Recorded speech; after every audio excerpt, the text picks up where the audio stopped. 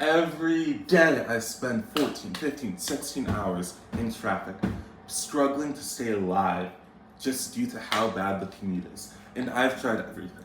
I've tried wooden scooters, not a good idea to build a scooter out of wood. I've tried electric skateboards, which was a bad idea to begin with.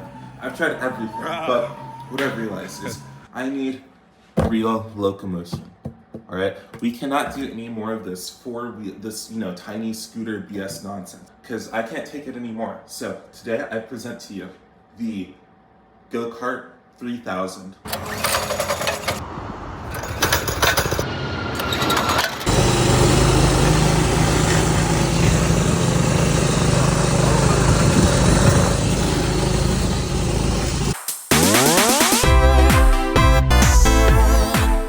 So this is part one of making the tank frame.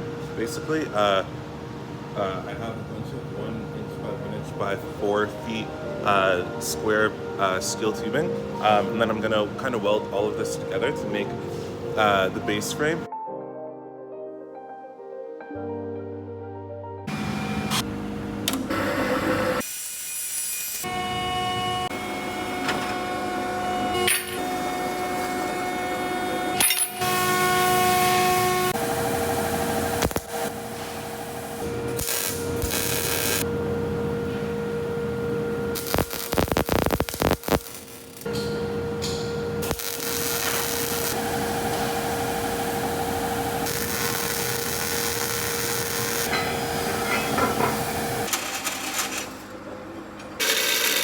So now we have to actually weld it onto the frame itself. So I'm gonna do some more welding.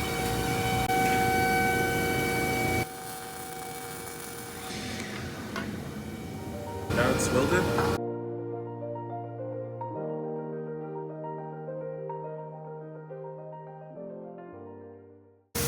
So now it's time to weld the actual frame.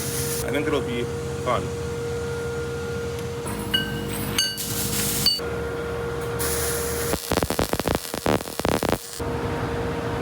So I think I have the frame mostly complete actually. This is what it looks like. Nothing super crazy. Lift it up. All of the welds are there. The welds are terrible, of course.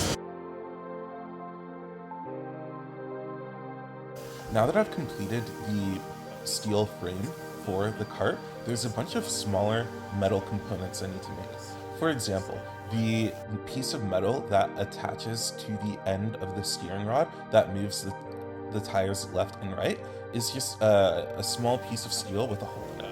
And there's also another piece of metal that's attached directly to the steering wheel, so that I can bolt the steering wheel to the steering rod. And then there's some other miscellaneous parts to attach the seat to the frame. So I'm just gonna get all of those knocked out in one piece of steel plate.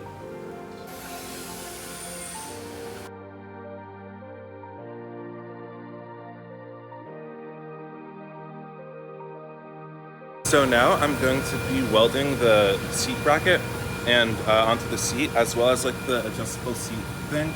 So this allows you to kind of just move the seat around. It's kind of hard to show with one hand, but this is going to get welded, screwed into here, and then these are going to get welded to the frame. So I'm gonna do that right now. I completed the seat basically. This was not the most clean metalworking job.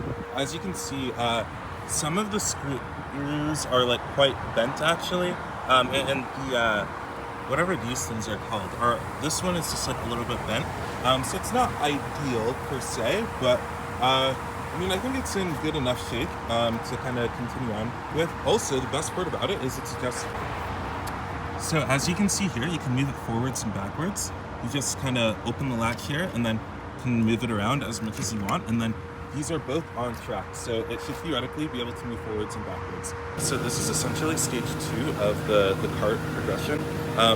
Essentially, I'm going to have this seat frame right here, and then there's the surface plate. So this is the floor plate, and this is basically what you will be sitting on when you're in the cart.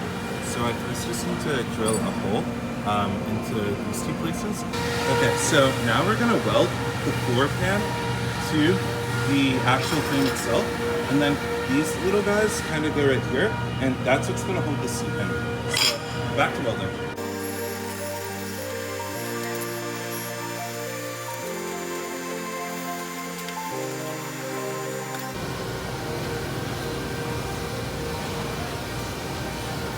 It's still, you can literally feel the heat coming off of the actual part itself, which is kind of cool. It's just convection, I guess, from the really hot welding. I made the steering wheel, obviously, so nothing super complicated, just, turns around. I welded the chair onto the metal frame. Yeah, the chair is quite creaky, which kind of concerns me from a structural stability standpoint. And then now that I have the wheel and the chair done, I'm going to be adding the thing that actually holds the steering wheel up, right? So the steering wheel will be kind of positioned like this. Basically, weld this stick onto the ground so it can support the steering wheel, or onto the pan. This is what it looks like after the fact. I'm going to weld the steering wheel kind of like this, and then there's going to be some metal components here that kind of hold it in place. So the theory of operation here is quite simple. All that it is you have a pitman arm as well as tie rods. These tie rods are moved with the pitman arm and will cause the spindle here to turn the wheels left and right. If you turn the steering wheel left, wheels go left. If you turn it right, then wheels go right. This is the wheel, a bit creaky because I made it and I'm not, not the best, but yeah, I mean, pretty happy with it so far. So the next steps here are to weld the spindle onto the frame like this, and then attach the tie rods to this screw right here. So as you can see, it'll look something like this.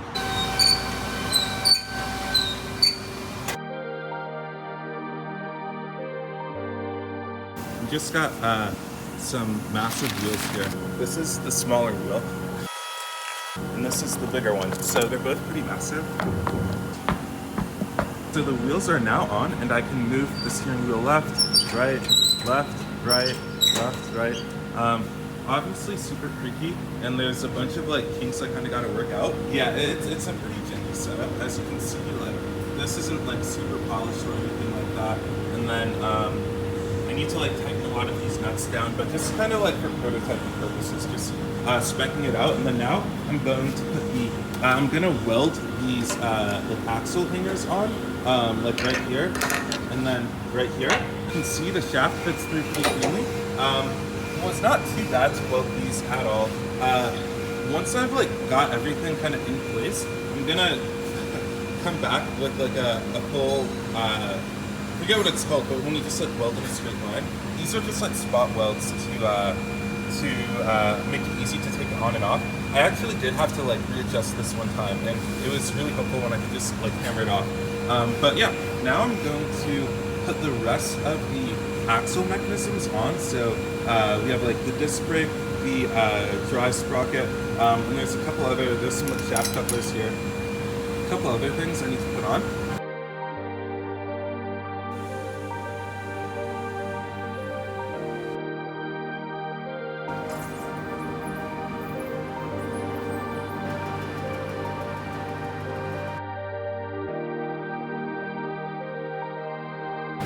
So I just discovered a pretty big problem. Essentially, the brake and the throttle pedals are hitting the tie rods, and it's not even close. I mean, it's basically no clearance. And also, just taking a look at it, I'm way too big for this. These are my legs. I can barely get my legs into the actual seat. What I'll probably do is make a cut here and a cut here, and then extend this by a full foot and a half, maybe even 2 feet. So we have to move the steering wheel forward a bit in order to compensate, and then also possibly get a longer rod here. So.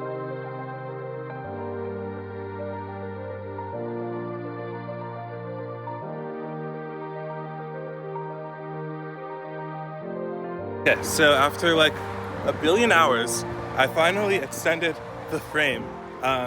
This required so much work, more work than I anticipated. Yeah, it was just kind of a lot, to be honest, but now it's a lot bigger and looks a lot cooler in my opinion. Look how long it is. Looks like a real go-kart. And now it's time to put the actual engine onto the vehicle.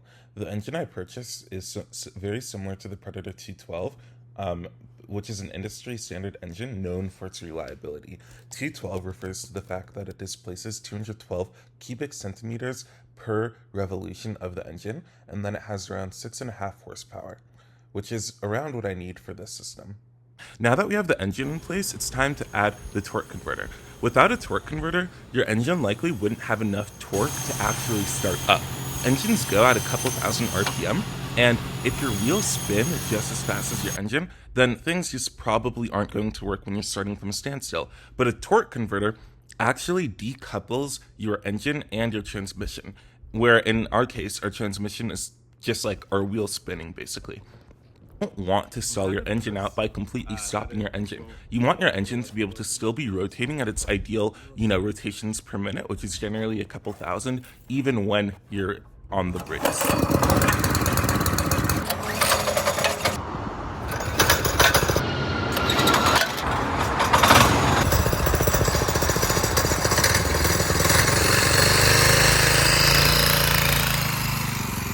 Wow, dude, what are you making?